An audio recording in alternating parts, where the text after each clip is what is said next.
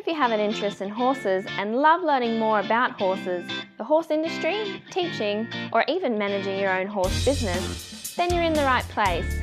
We would love you to join us on our mission, which is to improve the lives of horses around the world through the education of riders, handlers, and trainers. So get comfortable, listen in, and enjoy. This has been another episode sponsored by Online Horse College. If you haven't had a look at the wide variety of equine-specific accredited courses, then go to onlinehorsecollege.com and I'll see you over there. So here we are at Horse Chats, the first of the month again. So 1st of November, we've got Sophie Barrington back again with some brilliant tips about equine marketing. She's a specialist in equine marketing at Archer Creative. How are you, Sophie? I'm great, thanks, Glenys. How's it going? Yeah, very good. Now, Sophie, we're talking tonight about 10 tips to get your horse business into the press.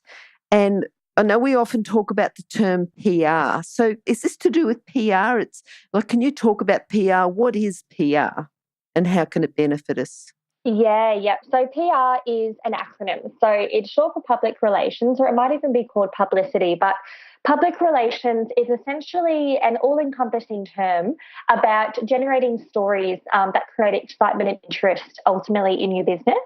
But what's important to understand about PR is it's the opposite of paid advertising.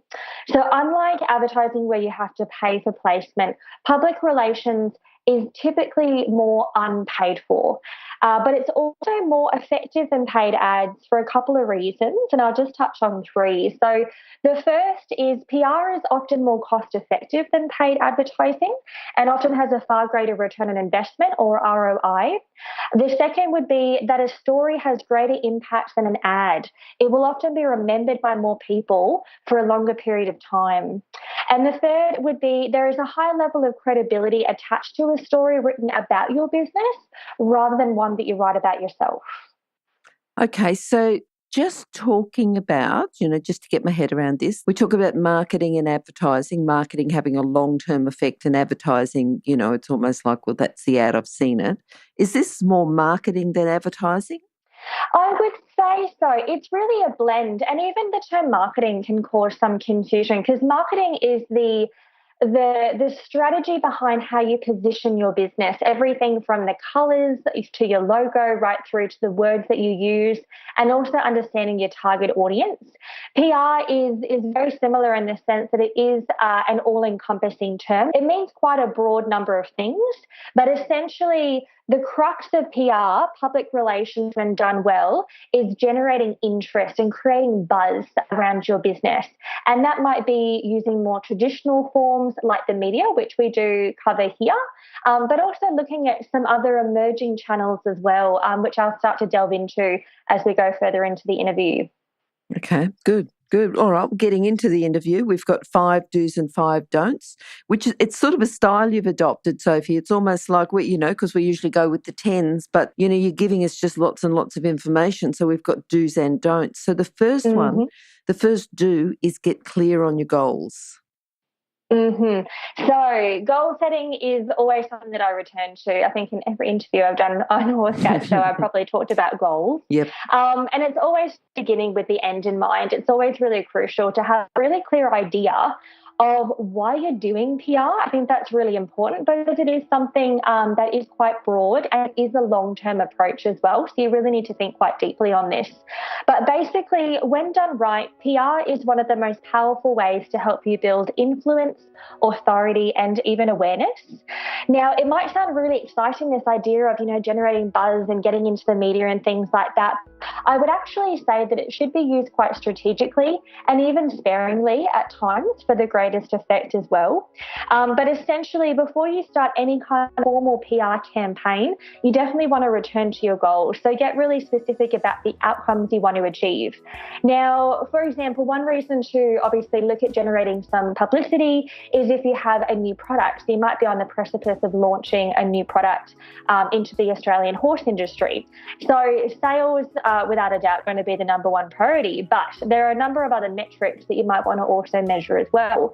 So you might also measure success on how much website traffic you generate, if you build any more subscribers to your email list, if you gain new followers on social media. So there's not just immediate sales that you want to measure, but you might also look at audience and influence as well. Mm-hmm, mm-hmm. All right. Now, I know we talked about this one before. You talked about where your customers are, because obviously if we were talking about the horse industry, we're not going out to the general population. We're looking at the horse industry. And that's number two, is start where your customers are. So where's the best place to start looking for the customers? Okay, so I'll kind of start a little bit back from that. So what I want to be really clear on is that when we think of public relations or PR, often the first thing that comes into our mind is newspapers and magazines. We often think of those more traditional forms of media. That being said, it's really important when you're thinking about potential ways to generate buzz about your business, that you actually become really aware of what your customers are reading, what they're watching, what they're listening to, and also who they might be following. So traditional newspapers and magazines, along with TV and radio, they're just one area that you might want to consider.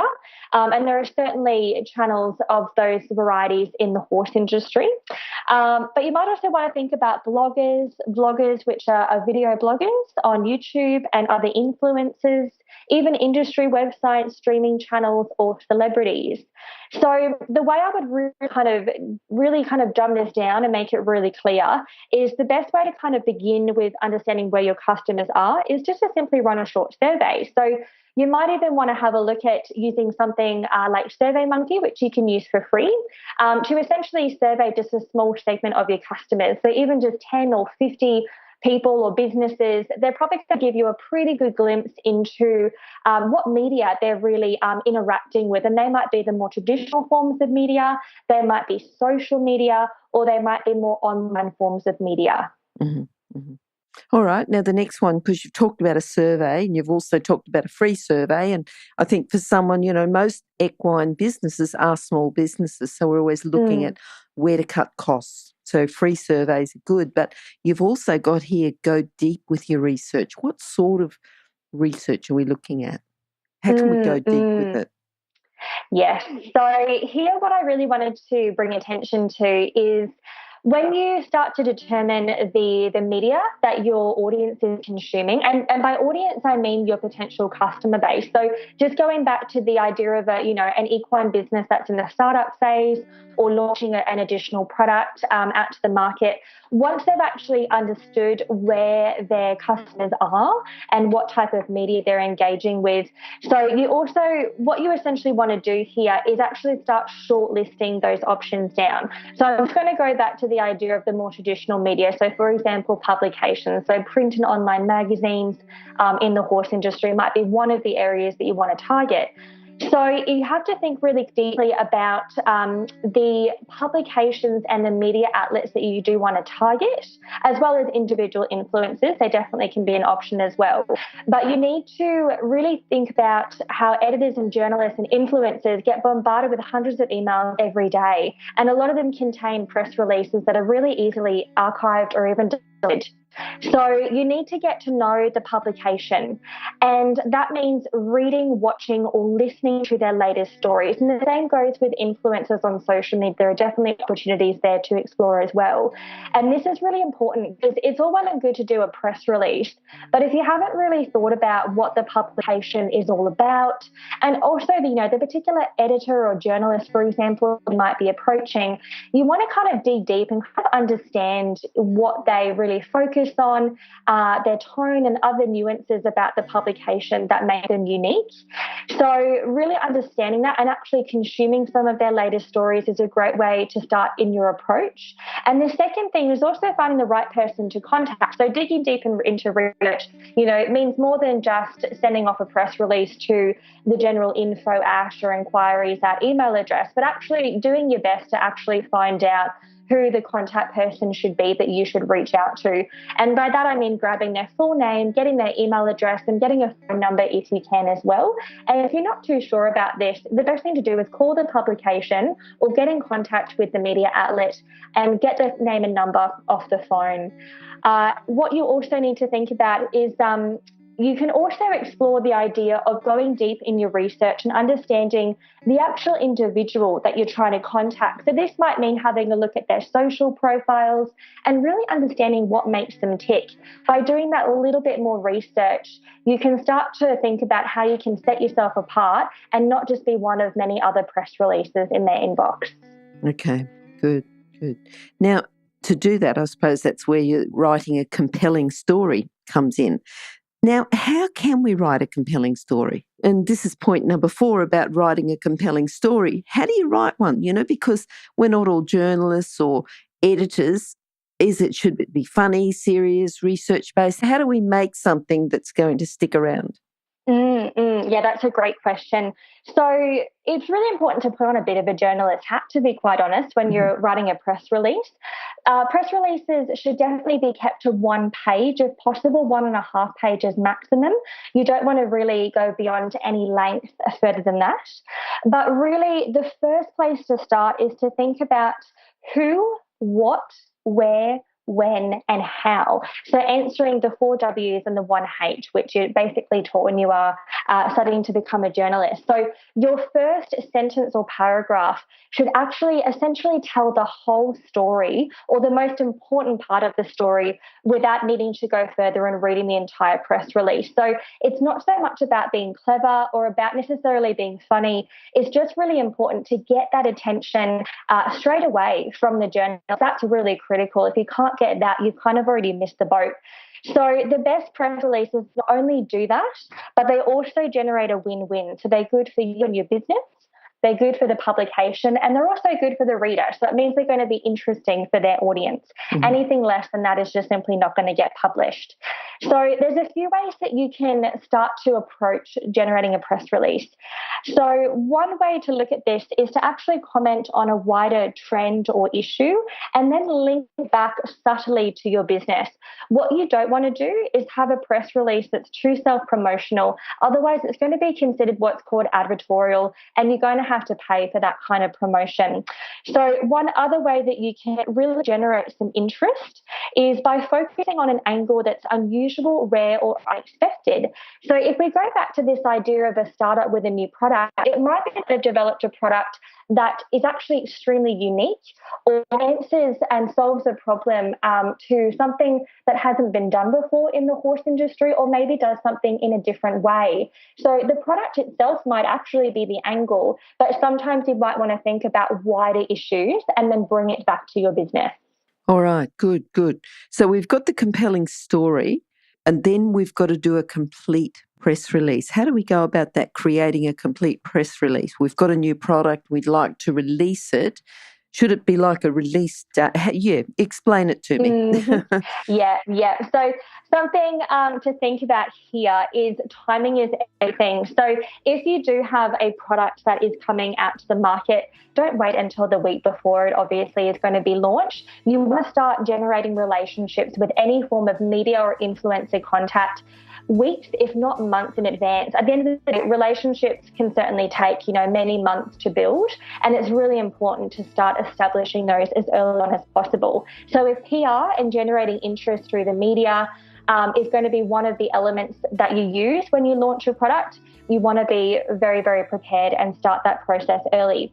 So when I talk about a complete press release, as I mentioned before, a press release ideally should be 1 page in length. It may go over 1.5 pages, but typically speaking, when I say 1.5 pages, that's going to be what's going to be at the bottom of the press release. So details like your contact information, the media representative who the media can reach out to, as well as any, additional research and footnotes that you would like them to be aware of when reading a press release. So you want to keep it quite concise, but you certainly want to think about how can you make the job really easy for someone who receives your press release for them to then tell your story. So not only writing the actual physical press release, but also thinking about attaching your logo, including images. Images are obviously a great way to get some attention. You know, a blank piece of paper, you know, which is just black words on a white piece of paper, is certainly not going to get as much attention as an image that can really grab you in. If you're offering any sort of free demos or trials or samples with your product, that's obviously something you want to promote as well. And then any relevant links, so definitely a link to your website and also a link to your social media profiles if that's important to your business. And then, like I mentioned, at the bottom of the press release, you know, your contact details, any research, and just a bit of a general blurb about your business. The press release isn't meant to be just about your business, but you can certainly tell your business's story in those footnotes at the bottom. Okay, good. So ideally, you've got all these do's on the PR. And this is, I suppose, where people want to share. If there's something that they think is a good story, something a bit unique, they'd like to share it with their friends. Would that be an ideal situation? You know, to have something like that, a story that everyone wants to share, something that's gone viral? Well, social media is certainly a form of media. So like I mentioned before, you know, PR isn't just typically staying within the constraints of traditional media outlets that we're all quite familiar with, but also looking at social. There is certainly a huge argument to be made for aligning with influencers to tell your story. And, you know, a press release, again, is kind of the standard when we think of PR. But certainly there are other ways that you can create content that could go viral. So that might be a video format, for example, or a great campaign that goes viral. Now, these things might teeter on slightly different areas than typical PR, but any kind of opportunity that you can use for someone else to tell your story and create that hype and that excitement about your business and your brand, that essentially is PR. It's positive storytelling about your business. Okay, good. Wait, can you hear anything? No? That's because we're waiting for someone with a good quality horse product to be advertised here. If that's you, then contact us, horsechats@horsechats.com, and we'll send you the details. Thanks. So we've got 5 don'ts to do. What can we do about the don'ts? The first one is unrealistic expectations, so not to set unrealistic expectations. What would be an unrealistic expectations? Yeah, that's a good question. I think unrealistic expectations often is expecting immediate results. So like I mentioned before, generating relationships, building relationships, they don't happen overnight. Even sending off the most perfectly polished press release is not necessarily going to get attention straight away. Certainly, if you've done it very, very well, it should get a response within a couple of days. But the reality is, you know, you are competing against a lot of other people telling their story. And if you think about, you know, the typical day, the standard day of a journalist, it's quite busy and they're bombarded with emails day in, day out. So you do need to continue to kind of cut through and get your story heard. So if you do spend a lot of time, obviously, perfecting your PR campaign, it may not produce immediate results. It might take some time. So you do have to continue building those relationships, you know, and be prepared to be a little bit patient. That being said, you know, like I mentioned before, you should receive a response relatively quickly if the media outlet or the influencer is interested in picking up on your story straight away. But it's also really critical to remember that media outlets, typically the traditional media outlets, they're working many weeks and if not months in advance. So just because you're ready to tell your story now doesn't mean that it's going to be featured straight away. So like I said, it's really important if you do have a timeline that you have to meet, for example, a product launch, you need to be prepared early. Although if you do create a story about your business that is that kind of wider trend or topic that you're wanting to discuss, you may actually find that it is no harm having it featured in the media a little bit later down the line. You might find that with the opportunities that it brings you, that you actually get featured in the media when it's actually quite timely or as part of a feature that brings some really good exposure to your business. So it's just being very much proactive and really thinking ahead is what's really critical. Okay, so making sure the planning's happening there. Now, number 2 is don't be too difficult to contact. Yes. So you've obviously spent so much time on your PR campaign, so don't slow down on the last turn and be difficult to reach. So make sure you always answer your phone. Even if you can't answer the phone, make sure you always return your phone calls. We all are extremely busy, and obviously phone calls are going to get missed from time to time. If you do have someone who's picked up on your story and wants to share it, don't make their life difficult by being difficult to contact. Yep. So make sure you return those calls if you can't answer calls straight away. The same goes for emails. The same goes for Facebook messages or any other way that someone reaches out to you. Get back to them as quickly as possible. If anyone requests to do something more formal, like an interview or work with you on actually developing out your PR campaign further, make time in your schedule to accommodate them, even if your job is demanding. I know for a lot of horse businesses, we all feel quite under the pump and very time poor, and we all have lots of conflicting deadlines. But if you want to get the best out of all this PR exposure you're starting to build, you definitely don't want to drop the ball and obviously make it more difficult. You want to really jump on it straight away and follow on and follow through on that media exposure as quickly as possible. Good. All right, so don't limit yourself to opportunities is number 3. How could we limit ourselves to opportunities? So I guess fundamentally we all miss opportunities that are right in front of us. So one kind of example that I could touch on here would be if you get press coverage in a local paper, even though you might be vying for national coverage.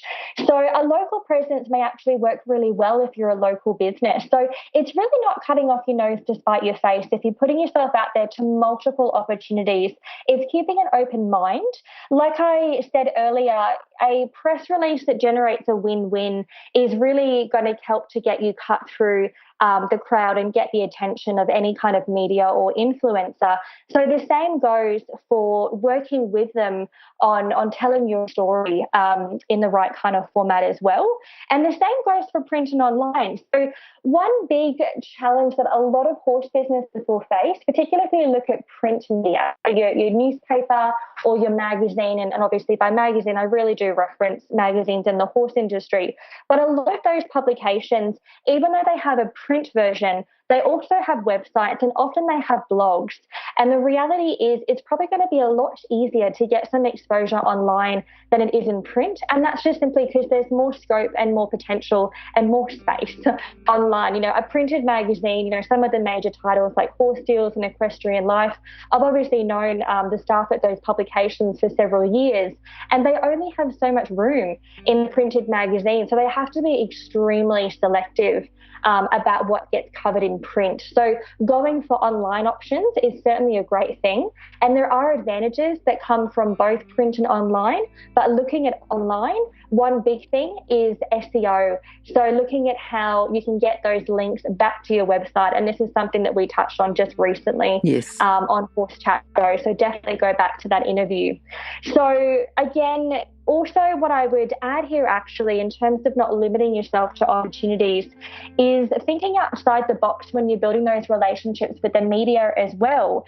So, you know, you might find that unfortunately you develop a press release, you send it out to a couple of media outlets and nothing happens. And that can be really disappointing, and it can certainly feel like a waste of time and money. But you've also got to think about how else could you add value to those relationships with media or with influencers. So looking at the media as just an example, there's a few things you could do. So you could make yourself available as a news source. So let's think of an example, for example, an equine veterinarian or a nutritionist. You might want to be seen as someone who's quite an authority, and you might put yourself out there to be someone that could be quoted as a source in major stories. You also could think about inviting local media to your events. So if you're doing that product release, I would highly encourage you to include some local media to attend. You could engage with journalists or with influencers on social media, and obviously not in a stalker capacity, but simply in a nice, friendly, helpful way, and just start to engage with them slowly. Don't obviously do it all at once. Maybe like or share a post every now and then, and slowly start your approach if that's the way you want to go. Yeah. And even sending them products to review, that could be a great way to get some exposure and some interest in a product that you offer, just make sure it's not a bribe. You only really want to offer something for them to review, not necessarily make them feel like they're accepting a gift. So there's a bit of a grey area to consider there. Most of the time you should be relatively safe if you have the best intentions. Okay, good. Yep, and I think that goes back to it does take a little bit of time to develop those relationships, and you've sort of said that a few times in this interview, and I know you've said it in the past. You can't just go in there and bulldoze people over. No, and I think that is really touching on that actually, Glenys. That would be, one of the unrealistic expectations as well. I don't think we can expect that people are immediately going to want to hear from us. And, when we do a PR campaign or really any form of marketing where ultimately we're trying to get exposure for our business and we're trying to make sales, whether it's for a product or a service, we do have our own best interests at heart, but, we also have to think about the other party. And that always comes back to building the relationship and adding value and seeking to be helpful first, and then the good things will hopefully follow. Yep. If you're an equestrian coach or a horse riding instructor, or even if you aspire to be one, have a look at the free video series for horse riding instructors on the Horse Chats website. Go there now, have a look, horsechats.com. All right, then the next one you've got is a blanket press release. So don't send out a blanket press release. How would that happen, and how can we, I suppose, change the press release to suit the person that we're sending it to? Now, I do want to mention here that a lot of small equine business owners have even come to me with this request from time to time. Now, I will actually say that I have done a single press release on occasion for a business, and I do have to add that it actually has been successful. So I have done single press releases and then distributed those to a handful of publications and generated some interest and actually generated some editorial opportunities. But it's not really something I would advocate for. I guess the reason I would say that, fundamentally, if you're telling the same story to multiple publications or influencers, not only might you miss the mark in the sense of appealing to their audience and their tone and what they're all about, but also you might actually end up tarnishing or even burning some relationships if they find that they've had their story also run elsewhere.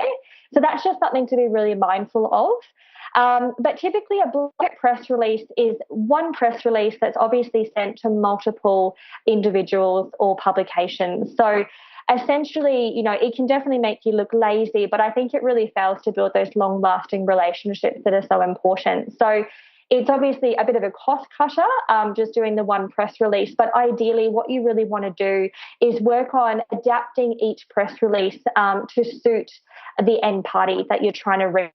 And what I would say here, if you are a little bit strapped for cash and you want to kind of dip your toe in the PR pool before you jump right in, I would say really be very selective around where you'd like to get some media exposure, maybe just choosing 2 or 3 publications and only developing 2 or 3 press releases. That way you're not doing something that's too expensive and complicated, and starting to kind of build that relationship and working on generating interest with them first. And then you can always move on and try some other outlets if you need to. All right, good advice. All right, now number five in the don'ts, which is actually number 10 in the 10 tips to get your horse business into the press, is don't trade short-term gains for long-term relationships. And I think this is it's almost like a life skill, isn't it? It's not just about getting your horse into the press, about trading the short-term gains for the long-term. But yeah, if you'd like to talk about how this would happen and what's available in the long term. Yeah, and I certainly agree that we've definitely touched on, the idea and the importance of relationships throughout this interview. And certainly, it has come up in many interviews in the past. So ultimately, business is all about relationships, and we can't ever ignore that. We might be B2B businesses or B2C businesses, but we are also P2P, and that's people to people. So, relationships really do come first. And I think that we're all savvy enough and smart enough to know when someone is operating on their own accord and doesn't really necessarily think about benefiting both parties. So I guess tying into that is PR is also a two-way street. So what you want to be aware of when you are starting to consider PR for your horse business is not just about telling your story, but it's also remembering that publications and influencers, they want to show that they have their finger on the pulse of the horse industry, as just as much as you want to generate interest in your products or services with excellent PR. So it's really just thinking about how you can make the relationship and the win-win work for both parties. So I definitely would encourage you to be thinking about how you can build relationships and having that long-term plan in place. And I think one of the easiest ways to do this, and what actually might be really helpful to horse businesses as well, if you're not too sure about using someone's services to represent you in a PR capacity, so for example, someone like Archer Creative, it might seem a little bit overwhelming at first to talk to a PR consultant or a PR agency. You might be a bit worried about how much it's going to cost and if you're going to get taken for a ride. So one of the things I'd actually say is if there are particular publications or influencers that you're interested in eventually infiltrating in the future, I would actually encourage you to get in touch and just ask for their advice. So ask the questions to understand what they're all about, what type of stories they're interested in, what they're looking for in terms of upcoming features. And, if you're talking to influencers, there might be seasonal things to discuss or certain, celebratory times of the year where it's really a great opportunity to kind of piggyback on those opportunities and get your story out that way. So I really would encourage people to just simply ask the questions, send off a friendly email and introduce yourself. That's one of the easiest things you can do. Okay, yeah, that's good advice. Great advice, actually. Yeah. All right, Sophie, can we just go back over these 10 tips? So it's 10 tips to get your horse business into the press. We've got 5 do's, 5 don'ts. So just in a sentence or two, if you can just go through and I'll talk about each point. So the main point's about get clear on your goals. Mm-hmm. So getting clear on your goals is being aware of the end goal. Why are you wanting to do PR in the first place? It might be sales, and probably will be sales, but also thinking about other forms of goals to build your audience and to build your influence. Okay, good. Now, the next one is start where your customers are.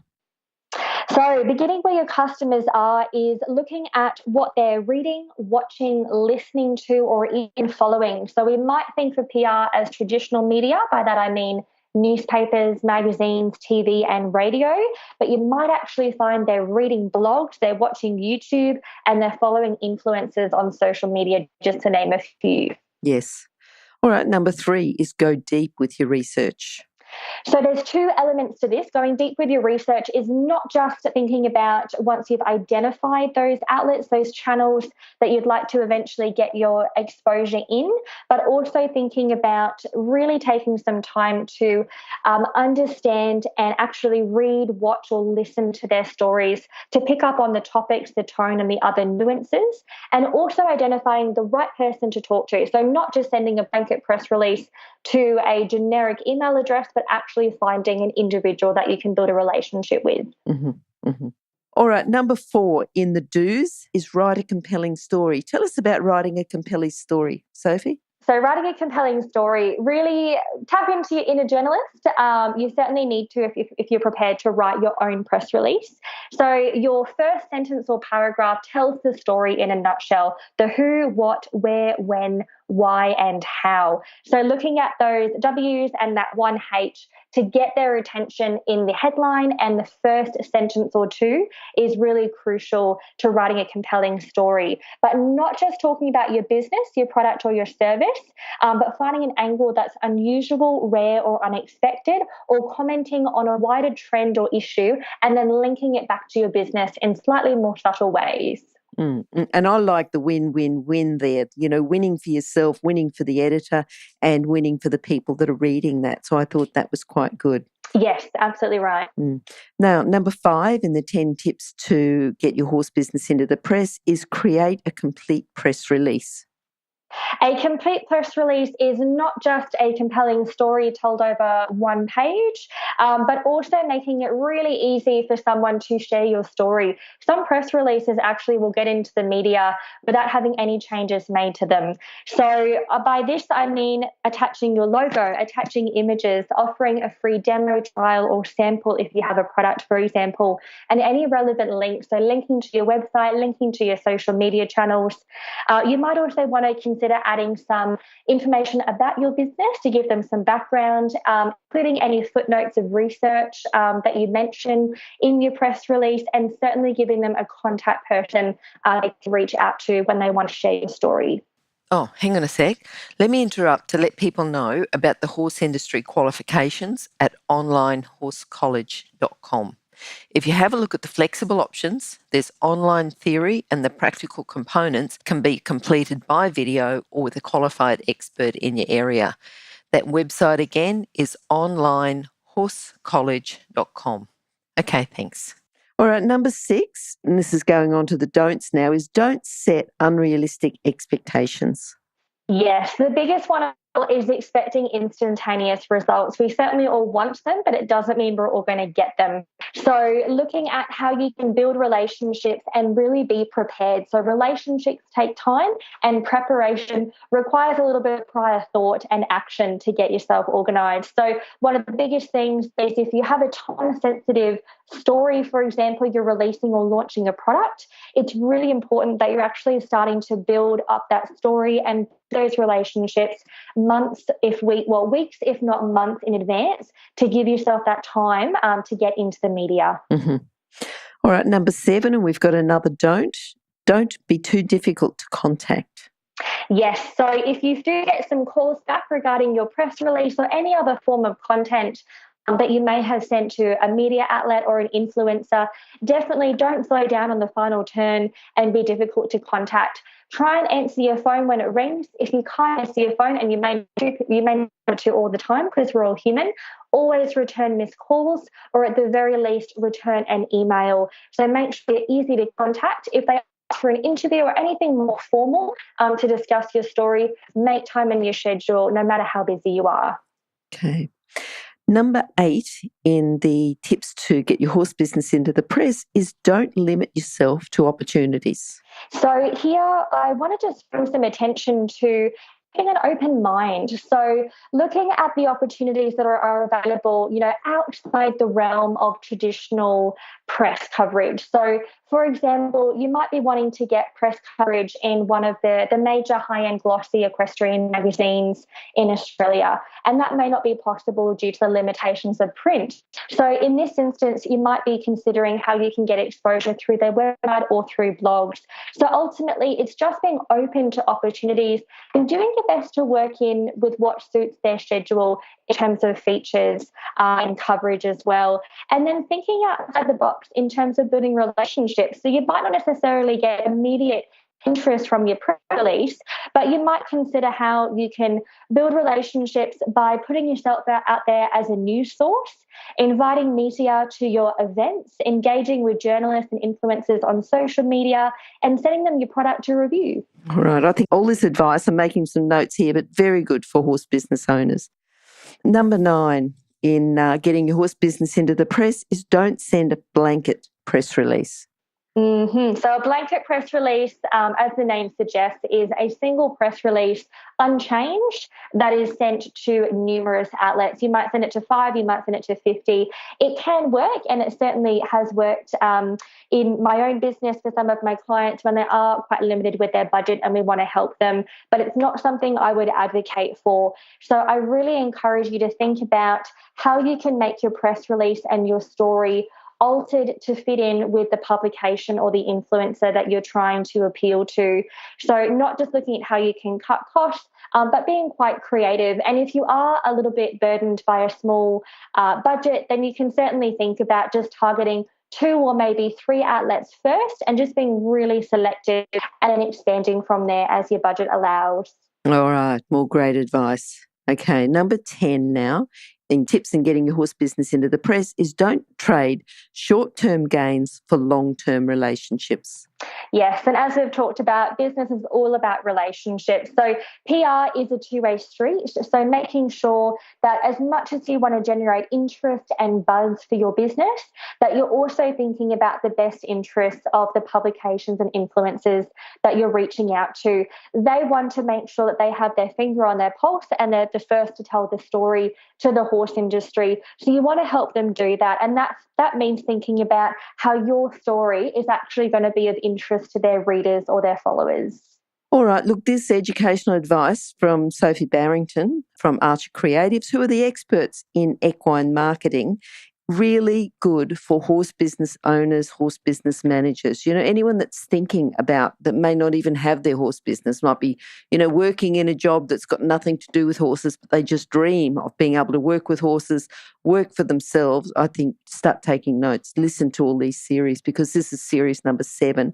And Sophie's been coming on for the first of the month, or, the first weekday of the month for the last 7 months. So I think go back, listen to quite a bit of this advice, because they really complement each other. So doing a great job here, Sophie. I'm sure it's very educational. Yeah, I'm sure people are loving it and just lapping it up. So, Sophie, if people need to contact you, how can they contact you? I should also say the details will be on horsechats.com/Sophie Barrington 7, or any of Sophie's, or go to horsechats.com, search for Sophie. But Sophie, if someone's there ready and waiting, what contact details have you got for them? Yeah, thank you for the opportunity. Archer Creative is the name of my business. You can find us at www.archercreative.net.au. If you'd like to get in touch, it's 1300 077 126, or you're very welcome to give me a call on my mobile, which is 0432 972 215. I do use that for personal and professional use, so you're very welcome to reach me there. My email address is sophie@archercreative.net.au. And if you are actually on LinkedIn, you're very welcome to connect with me on LinkedIn. So just search for Sophie Barrington and you will find me there. I do try and share tips and regular advice about marketing the equine business on social media as well as the website. And you can subscribe to our newsletter via the website as well. Just scroll down to the footer. I will mention here with Horse Chat Show and my involvement with Glenys, I am regularly sending out emails promoting the latest podcast. So if you're having, for some reason, any difficulties and want to have anything delivered directly to your inbox, you can expect to receive every single podcast link sent to you, and that way it's super, super easy to find those and jump on and have a listen. Okay, thanks, Sophie. That's brilliant. And we'll talk to you again next month. So great talking to you. Bye-bye. Perfect. Thank you, Glenys. Now, if you're still there, you probably know that I'm absolutely passionate about education within the horse industry. That's why I host this podcast. My other venture is Online Horse College. Have a look now at onlinehorsecollege.com and I'll see you over there. Remember that our comments and instructions are general in nature and do not take into consideration your individual horses or your individual ability and circumstances. If you enjoyed this podcast, then please leave your comment below.